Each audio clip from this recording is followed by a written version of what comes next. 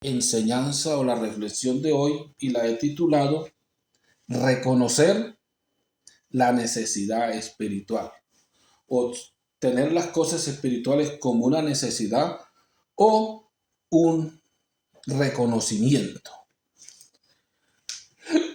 Si encontramos en la vida intelectual o en la vida normal que nosotros tenemos hoy en día, encontramos que hemos puesto cantidades de cosas por prioridad o a veces las hacemos necesarias o las hacemos una necesidad. Si miramos terrenalmente, hay necesidades que se toman en una persona y la mejor necesidad es sobrevivir. Yo necesito respirar, yo necesito comer, yo necesito dormir, yo necesito abrigarme porque me muero de frío. Y por eso cuando Jesús estuvo en la tierra dijo, teniendo sustento y abrigo, no tenéis nada de qué quejarte. O sea, unas necesidades prioritarias para subsistir en el planeta Tierra. Pero cuando hablamos de necesidades espirituales es algo diferente. El ser humano ha tomado mucha información y ha puesto necesidades por encima de lo espiritual, lo terrenal, y encontramos que para muchos hay cosas importantes por las cuales puede dar la vida. Por eso son necesidades. Si usted mira al drogadicto, necesito otra dosis, y él hace lo que sea porque la necesita. La colocó como una necesidad. El trabajador, necesito trabajar, y busca dos trabajos y hay una necesidad. El millonario, necesito ser más millonario, necesito ver cómo va algo en este banco, en el otro, porque colocó una necesidad y toda la vida la invierte en una necesidad y creo que se muere sin alcanzarla o sin poder llenar el vacío de su necesidad. O sea, son necesidades interminables. Y si voy a muchas de las cosas terrenales, encontramos que hay necesidades que la mayoría tiene, terrenales, que nunca las va a terminar. El ladrón muere robando y nunca terminará de robar ni disfrutará lo robado. Y así lo mismo el engañador. Morirá engañando y nunca disfrutará del engaño que ha hecho. Entonces nosotros debemos de colocar las cosas que verdaderamente son necesarias para nuestra salvación. Si es que queremos salvarnos. Si no, sigamos con las necesidades terrenales. Buscar cómo ocupar un puesto que a veces es imposible. No porque no tengamos la capacidad, sino porque nos han cerrado las puertas. Y a veces digo en esto, la cerrada de las puertas, cuando hablamos del mundo cotidiano, es porque el mundo cotidiano se califica en dos razas. Que eso es mundano. En el Señor hay una.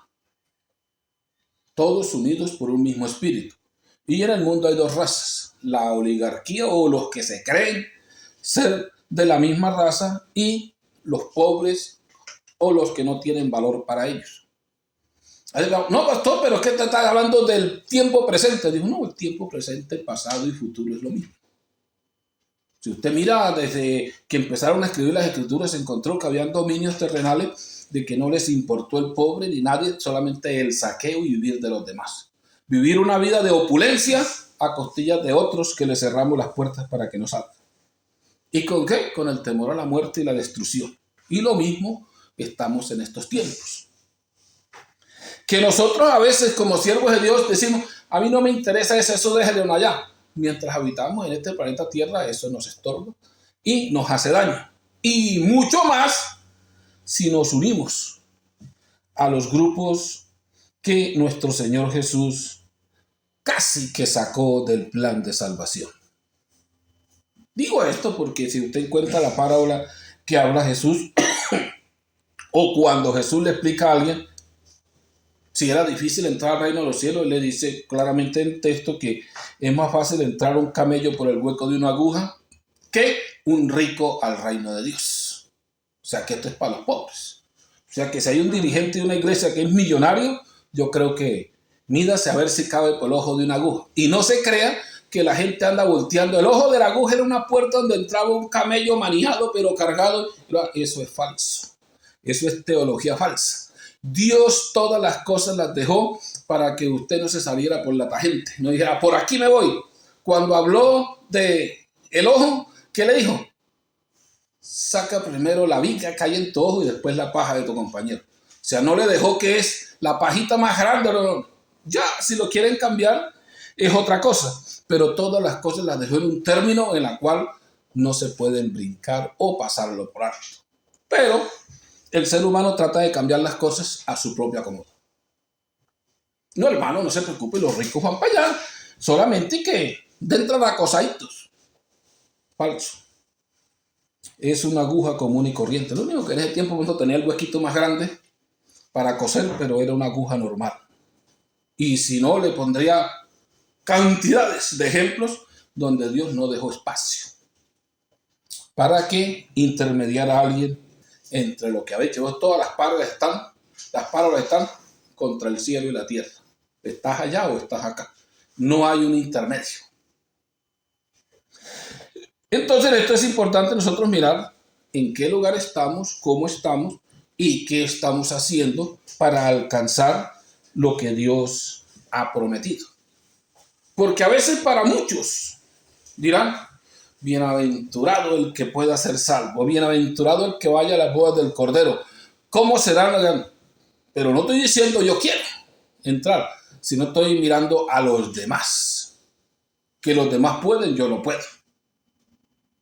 Aunque hay una pregunta que le dijeron a Jesús, ¿qué haré para ser salvo? ¿Qué tengo que hacer para ser salvo?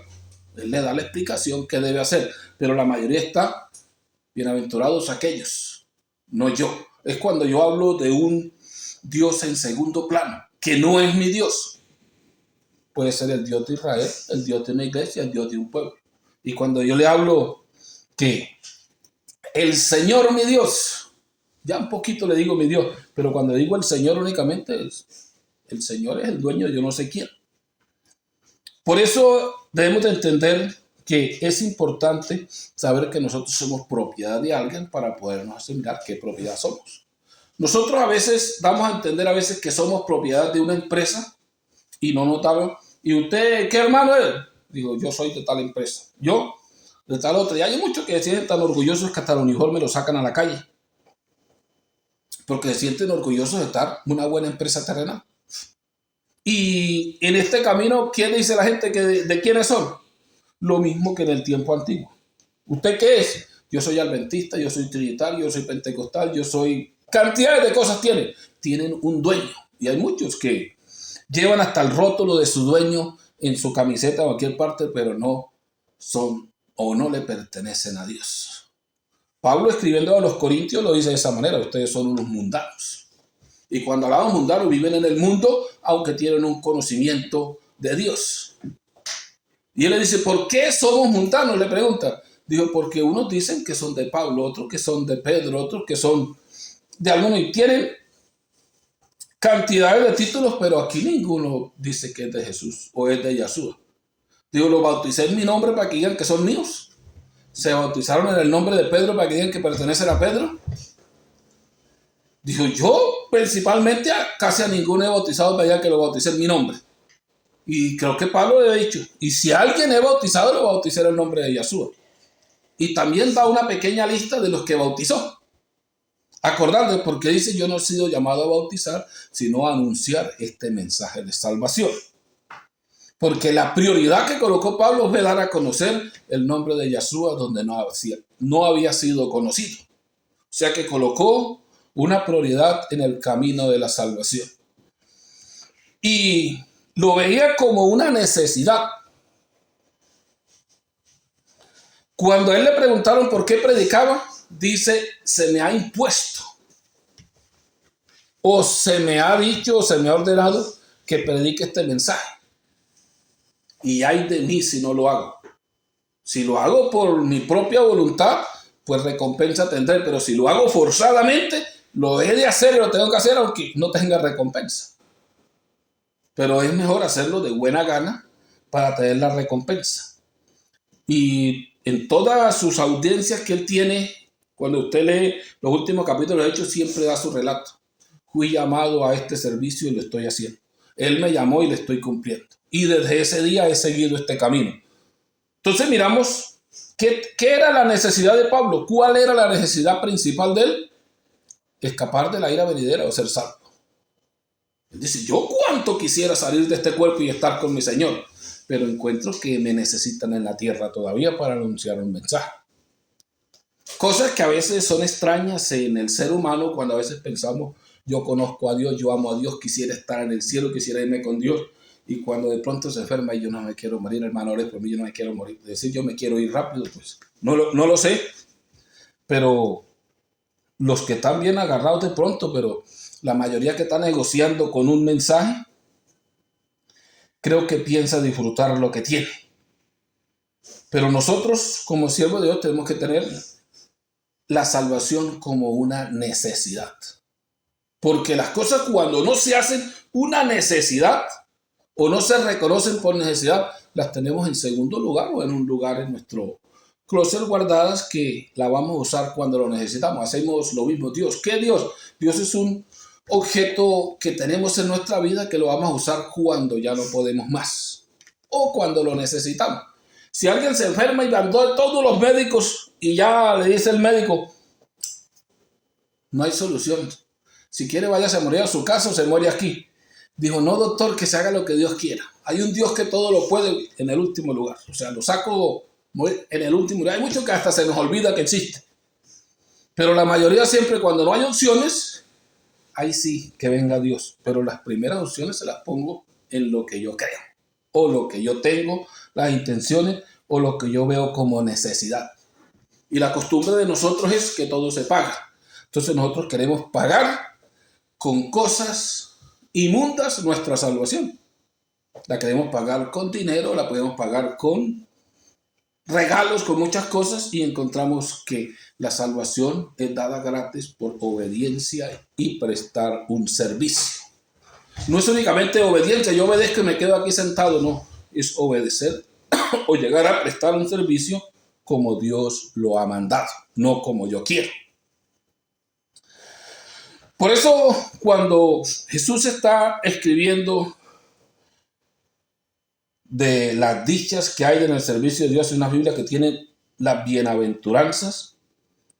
Esta Biblia lo tiene dichosos los que reconocen su necesidad espiritual, porque el reino de Dios les pertenece.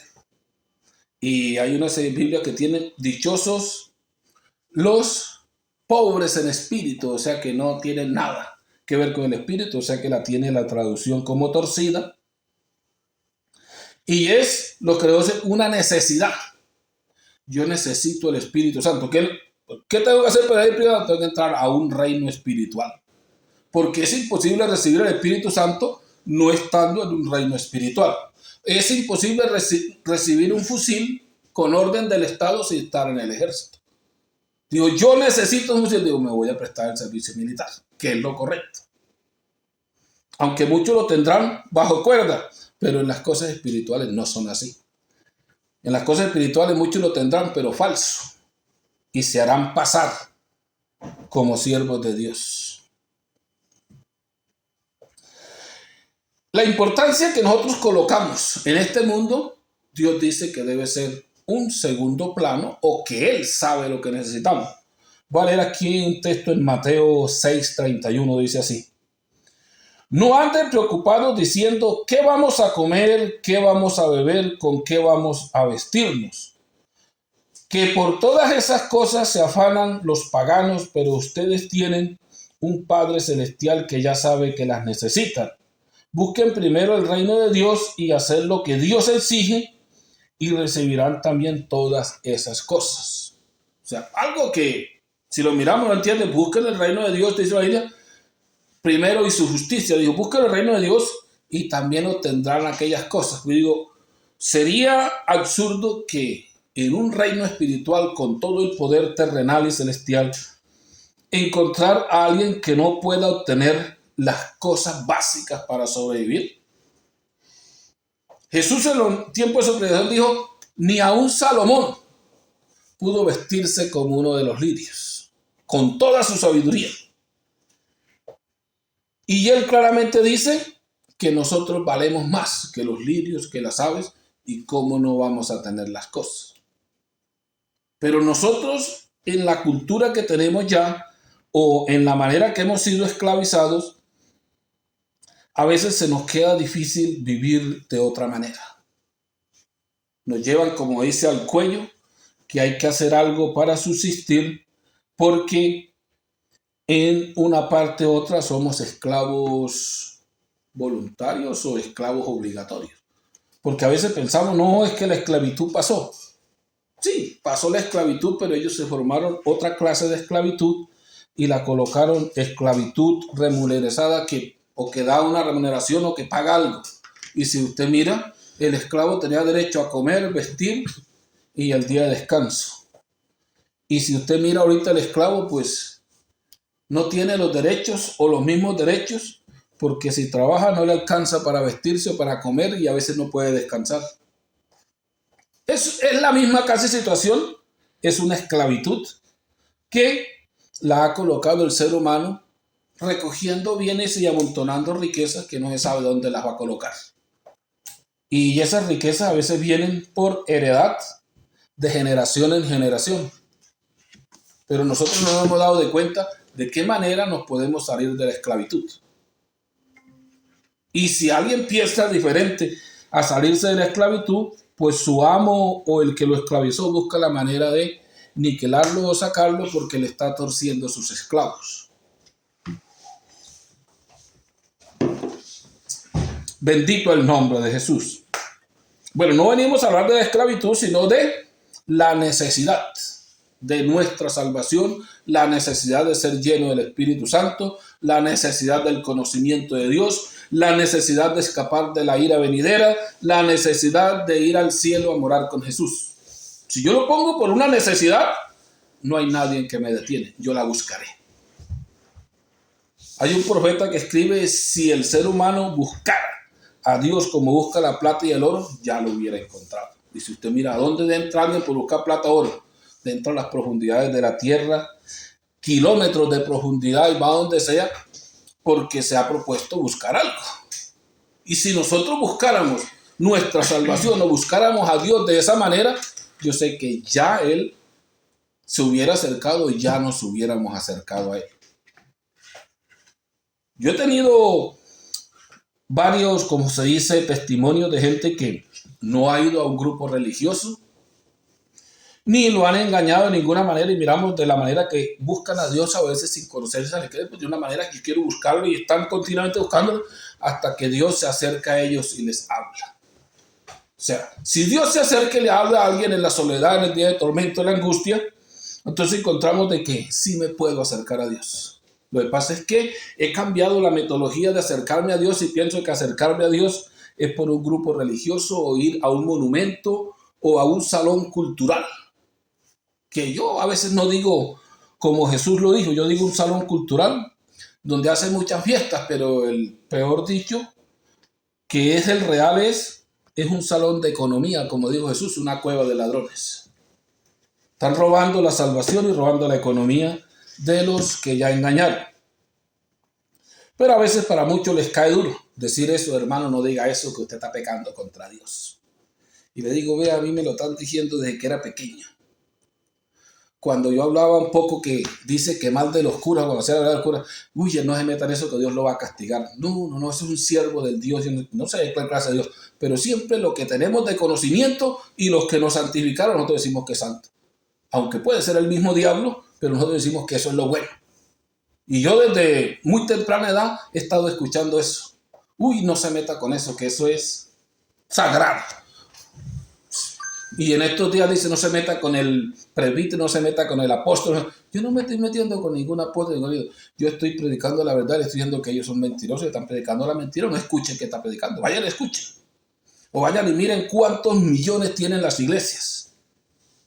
O cuántos pastoras y pastores son multimillonarios y tienen una cantidad de esclavos. No, hermano, no se meta con ellos, que Dios está con ellos. Ay, sí, no sé qué Dios tengan, pero el Dios que tengo yo no está con ellos.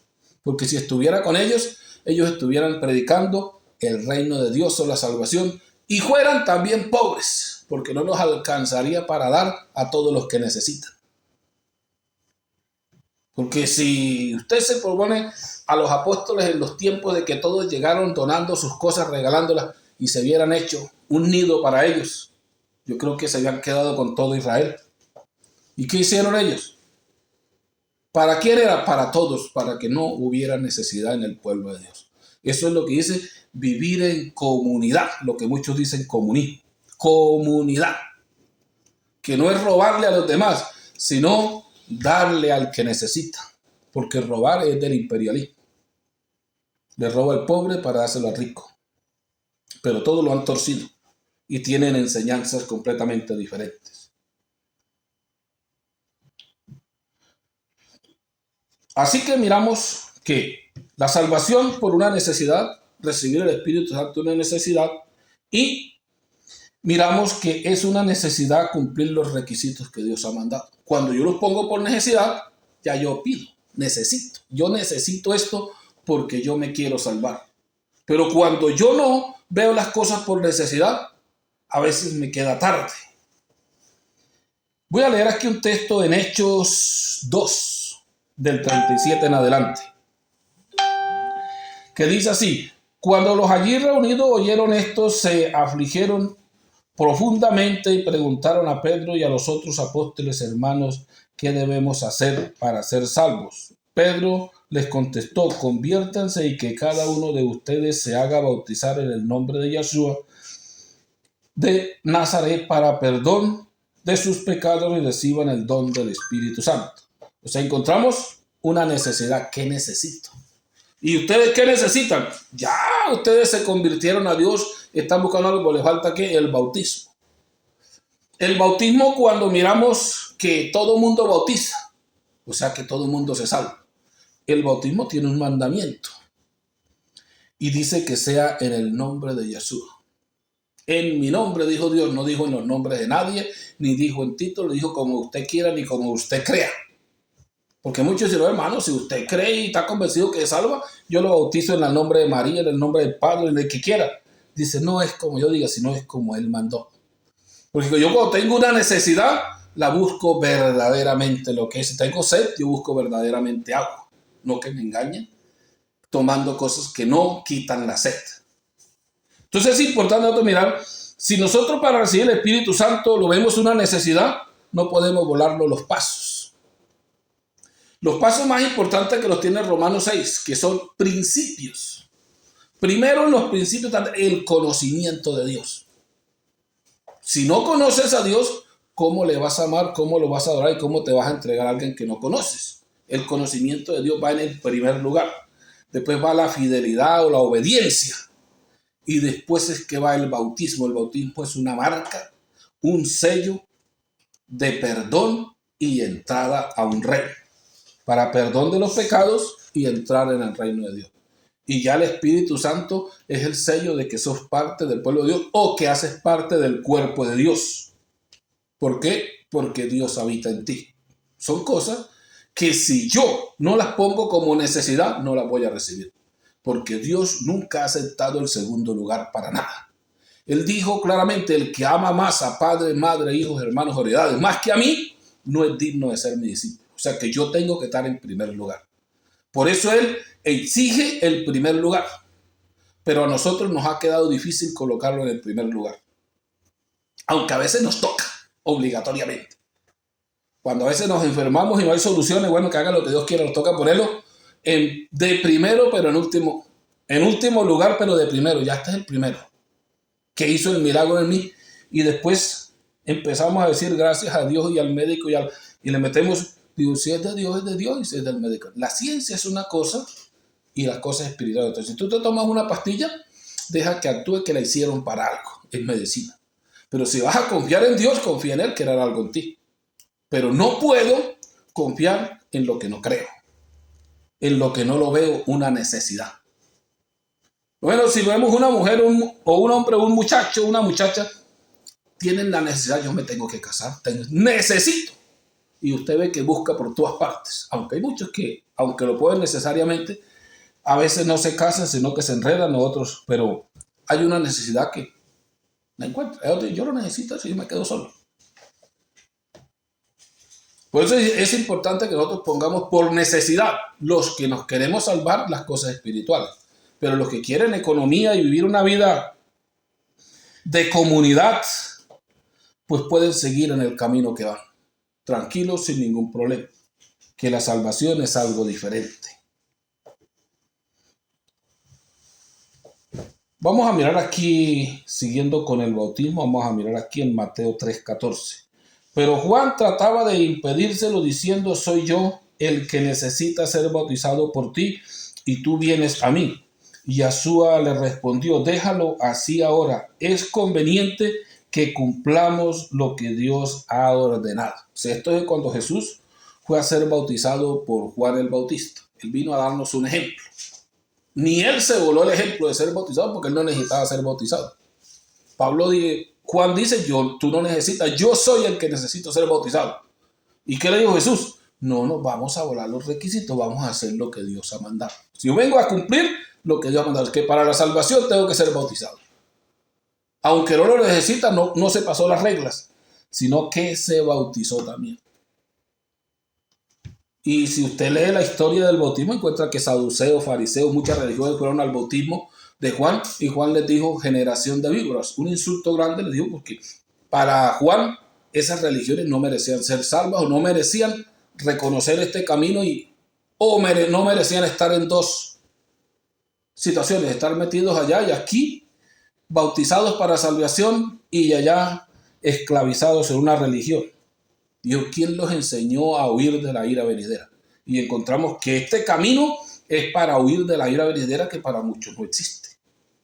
Por eso andan caminando desordenadamente, porque la ira venidera no existe. Ellos tienen un Dios que es una bola de amor y no va a condenar a nadie. Y si es el caso, es cierto, Dios no condena. Nosotros nos condenamos porque ya nos dijeron dónde estaba el abismo y nosotros vamos para allá. O sea que si es verdad, Dios no va a condenar. Pero como nosotros vamos a ciegas caminando para allá, Él todavía se para en el camino y nos dice: síganme, porque yo soy el camino para la salvación o la escapatoria de la ira venidera. O sea que para muchos, cuando alguien se muere, se termina todo. Y nadie va a ir a condenación, eso no existe. Y muchos dicen: el infierno, eso no existe, eso es algo que alguien se inventó. El cielo también se lo inventaron. Bueno, diría yo, el cielo se lo inventaron porque no van a ir. Pero al infierno es algo obligatorio. Al cielo van los que quieren y los que lo colocan como una necesidad. Y al infierno, a condenación, es obligatorio. Cuando Pablo le escribe a los romanos, creo que en Romanos 9:27 lo tiene, dice: y le está constituido al ser humano morir una vez y después el juicio. O sea que la muerte no te va a separar del juicio de Dios. Porque nosotros no hemos entendido ni quiénes somos. Nosotros somos un espíritu dotado de un cuerpo. Y lo que se pierde es el cuerpo, el espíritu no. Porque cuando leen a Génesis, o casi que ni lo leemos, para darnos de cuenta de que Dios creó dos espíritus. Esa es la imagen de Dios. Dios es espíritu, creó dos espíritus. Y creó al ser humano a imagen de Dios. La imagen de Dios es que Dios es espíritu. Y no como la imagen que muchos le ponen: no es que la imagen de Dios es el cuerpo, la imagen de Dios son los pastores. No, están equivocados. No han leído las escrituras, o las quieren torcer para su propia aprensión. Porque Él creó dos espíritus y no aparecieron en ninguna parte. Con el tiempo fue que le creó el cuerpo a Adán y colocó el espíritu en ese cuerpo. Que muchos lo tuercen, porque hay Biblia que dicen: y colocó un soplo de vida. Viene del hebreo. Fácil de torcer. Porque ruja quiere decir viento o Dios. Si viene con mayúscula o que viene con diferentes letras al empiezo, quiere decir Dios. Y si no, quiere decir viento. Y en el hebreo no hay mucha distinción de viento a Dios. Y entonces le colocó un viento. Dios no, le colocó el espíritu en ese cuerpo. Pero la gente lo tradujo que no, fue un viento que metió ahí. Pero Él no creó un viento, Él creó un espíritu.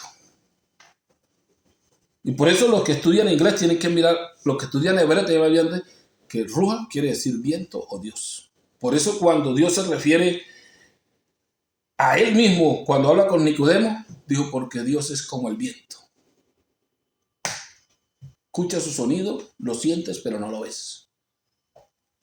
Y en ese caso hay cantidades de palabras que a veces nosotros no las entendemos porque tenemos una Biblia traducida al español y a veces ni del hebreo.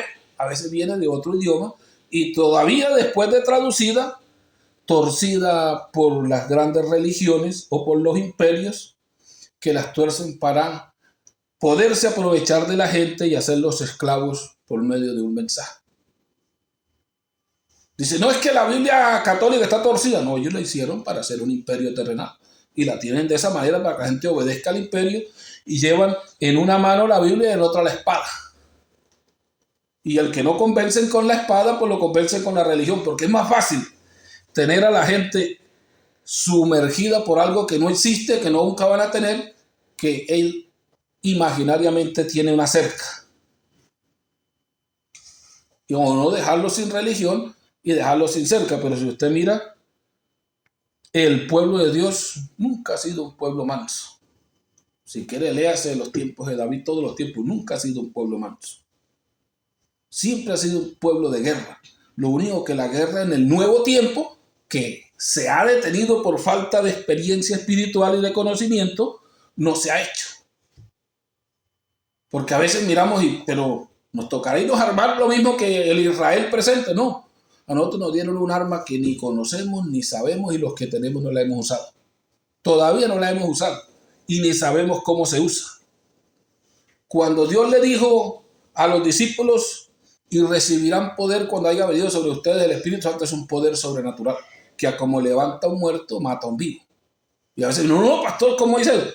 Dijo, ¿cuántos mató Pedro cuando empezó a predicar? Ananías y Zafira fueron las pruebas de que el Espíritu Santo sirve para muchas cosas y es una herramienta o es un arma sobrenatural. Que si el pueblo de Dios la usara, podía terminar reinos, imperios, cualquier cosa lo podía terminar, porque hay una fuerza espiritual. Pero no la hemos usado para lo que se necesita, sino que han usado las masas religiosas para hacer imperios o para juntar economía, no para ser un pueblo espiritual lleno de poder en el reino de Dios. Y se nos hace extraño, porque muy pocos han usado el poder del Espíritu. Se encuentra en la Biblia muchos que lo usaron. Si ujeta a Elías, él se enfrentó ante un pueblo, ante un imperio completo, un solo hombre, y lo derrotó. Eliseo se enfrentó a un imperio y lo derrotó. Y entonces nosotros, un grupo, entre comillas, tan grande, ¿por qué no podemos enfrentarnos? Porque no tenemos o no sabemos qué es el poder del Espíritu Santo que se usa para la perfección de la iglesia, para el cuidado de la iglesia y para la defensa de su iglesia. Y es el mismo poder que va a usar Dios cuando venga.